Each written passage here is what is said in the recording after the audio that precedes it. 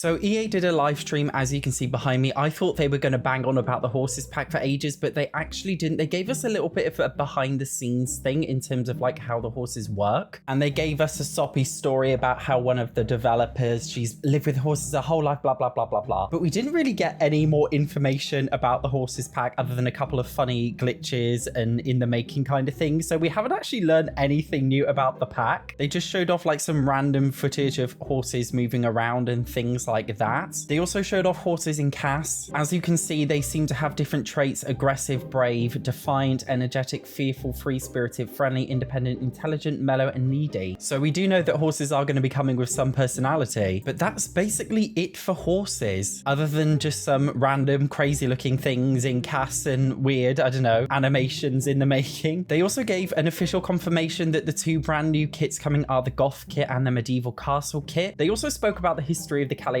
household and went over exactly, you know, where they came from The Sims 2. Now, interestingly, they spoke about lore and like canon lore. It's really weird because they kind of acknowledge that The Sims 4 doesn't follow the same lore and storylines and timeline of The Sims 1, 2, and 3, but they also suggested that The Sims 4 is in this timeline and that in the Sims 4 era of the timeline, they have cloning technology, which explains for why all of the households are a bit messed up. I feel like they just loosely like threw that together. Like it's not a part of the timeline. The Sims 4 is not canon, but they did pay homage and showed recognition to the original Sims 2 timeline. So it may suggest that when we get back to The Sims 5, fingers crossed, hopefully we do actually get back to that proper timeline and we just pretend The Sims 4 didn't happen. Now for the big news that you all want, The Sims 5. Firstly, they spoke about lighting in the game and how they're experimenting with different lighting styles in order to make the game look a lot more realistic. They said like this here is just a prototype scene, so it's not going to be like an official thing in the game, but more so focusing on the way the lights work. I mean, to be fair, it looks pretty realistic. Look at this wall though, guys, this triangular wall. If we could have walls like that in The Sims 5, that would be incredible. They also spoke a little bit about facial expressions and animations in The Sims. As you can see, they showed off different kind of animations showing off different kinds of emotions. Interestingly though, this is actually quite exciting. They showed off how Sims can interact with the world around them. I know these things kind of look like Among Us, but it's basically a simulation of like Sims in very basic form to see actually how they would act and how they would interact and what they would actually do autonomously. This looks like rubbish,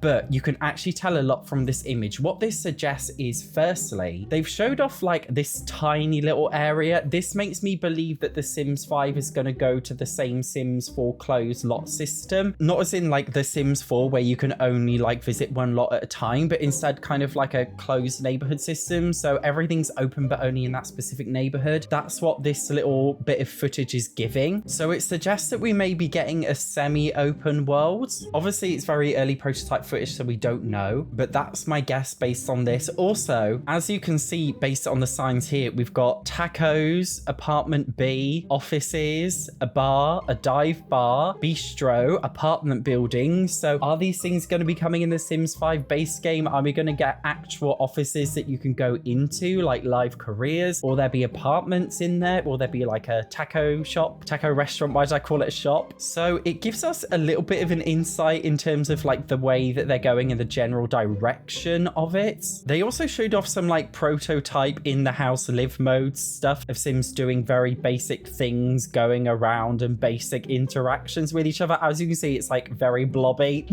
Looks a little bit weird, but they've given off the impression that they're doing the simulation from scratch, which is really exciting because The Sims 4 wasn't coded very well. I know that even as a non-educated person on coding. So the fact that we've got an insight into the way they're going about things, I think is really exciting. They even gave us extremely brief information about hair. And when I say extremely brief, I mean extremely. This 5 seconds of footage of showing color hair gradients is basically all we've got. I'm not gonna lie, like that's nothing new. Like that's existed since The Sims 3. So I'm not gonna be like, oh my God, they finally added a feature that was supposed to be in The Sims 4, but wasn't included because they rushed the release. Like I'm not gonna get excited about that. Like it should have just been like in The Sims 4. It was already in The Sims 3, not getting excited over hair. One thing they did talk about is basically how they want to clean up the interface. And they mentioned how in The Sims 4, there's a lot going on all the time. Sims have whims, they have needs, they have speech bubbles above their head, they have different interactions and things they're doing. And they acknowledge that it can be a little bit overwhelming for the player when there's literally so much going on. So they said that their aim for The Sims 5 was to basically make it so that there was as little going on as possible on your screen, where a lot of information such as emotion is intimated. So they showed off a prototype scene of like a sim getting angry. So what I'm assuming this is, instead of your sim like having an angry moodlet in the bottom left corner like they do in The Sims 4, I think they're just going to make it so like Sims now are going to be so expressive in The Sims 5. It's really obvious based on their face like what they're feeling and how they're interacting. And you can see this sim on the left here is like taken aback a little bit by the anger. So maybe Sims in The Sims 5 are going to be a lot more kind of interactable with each other. Who knows? Looking back at the original Sims 4 trailers and teasers, like they really bigged up this whole kind of Sims are smarter because now they have emotions thing. And then it turned out to be terrible. And I feel like they're kind of addressing that with this Sims 5 footage of showing us, hey, emotions in The Sims 4 maybe could be a little bit all over the place and over the top. But in The Sims 5, they're going to simplify it in order to make it, you know, a lot more streamlined. Because obviously it sounds great on paper if they're saying, you know, instead of having all these different UI things on the screen that you'll be able to just tell their emotions from their face. But imagine if it was like The Sims 4 where they change emotions like every millisecond and their faces would constantly change all the time. So like, even though they showed us the emotions, obviously we're going to have to see like exactly how emotions are going to be implemented and how easily they're affected. We did see some basic interactions. So get ready for the day, help with breakfast, watch Sam nervously. So it seems like they've got the basics coding there in terms of like getting them to just walk about and do different things. It obviously just looks very stiff right now. And I think it's really exciting if emotions are attached to how a person behaves and interacts with different objects in every situation, because in The Sims 4, emotions only really affect like their walk style and a slight emotion on their face. But imagine actually like angrily cooking dinner or angrily washing the dishes or something. Like, you know, in The Sims 4, if a sim is angry, they take an angry poop, but it's just a normal poo animation. Like, it's not that deep. I really hope they get deeper with The Sims 5. By the way, if you've been watching this video wondering why my face is so red, I had an allergic reaction to something. So please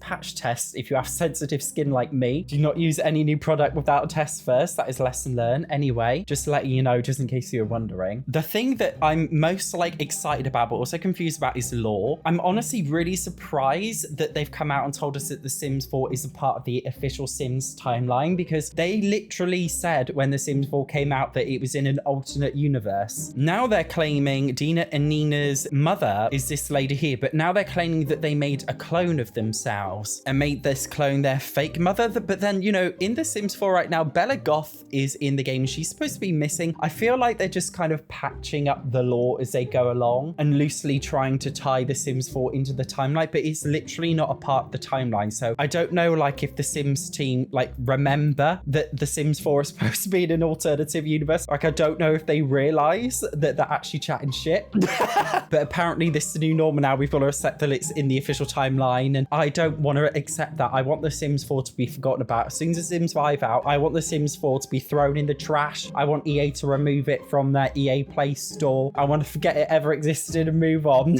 I'm like 99% sure that you don't care, but they also spoke about updates to The Sims Mobile and The Sims Free Play. The live stream in general was a little bit weird, to be honest. It felt like I was watching a kid's show. Like, it was very like child-friendly, happy clappy, but then they threw in like a few adult references in there, so clearly it was made for adults. It was a little bit cringy. Here I am to summarize it all up for you. It was a very, very short live stream. It was like way too short in my opinion. They didn't give us barely anything, especially absolutely nothing about horses, although they did confirm that we're going to be getting a special horses expansion pack, game pack live stream. So hopefully we'll learn more about that then. I'm just excited for this Sims 5 stuff that they've shown us. Anyways, make sure you subscribe to keep updated with all of my Sims 4 news and information content. Thank you for watching. I will see you in the next one.